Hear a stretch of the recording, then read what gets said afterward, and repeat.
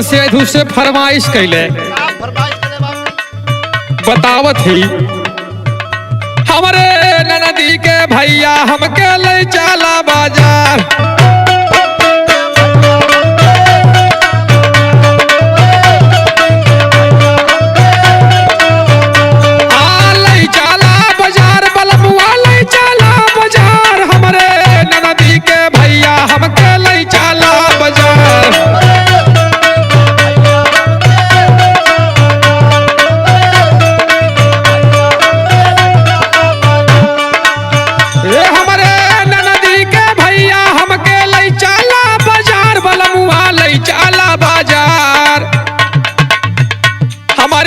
टूटल पायलिया राजा देवा जोड़ावा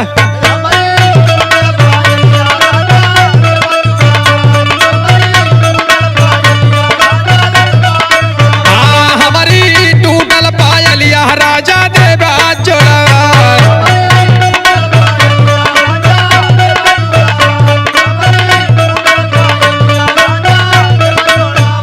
हमारी टूटल पायलिया राजा देवा जोड़ावा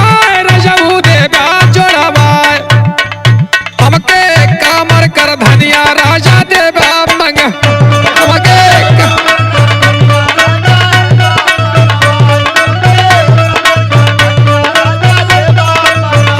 हमके कामर कर धनिया राजा देवा मंगवा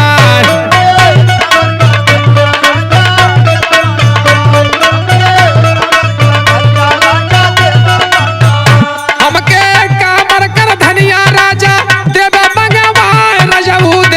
मंगवाए हमारी फटली चोलिया राजा देवा सिला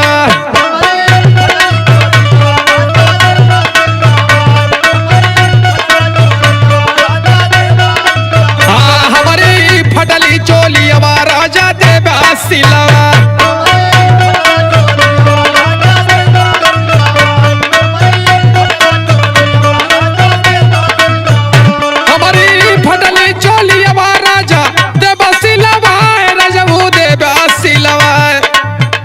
हमारे दिलवा कैसर राजा देवा तू पूरा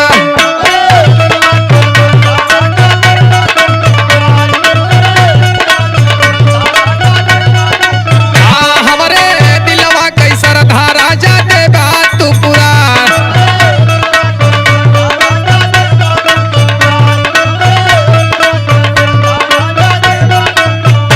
हमारे दिलवा कैसर राजा देवा तू पूरा हमारी यदनी बाजनिया निर्खुले बाग गठी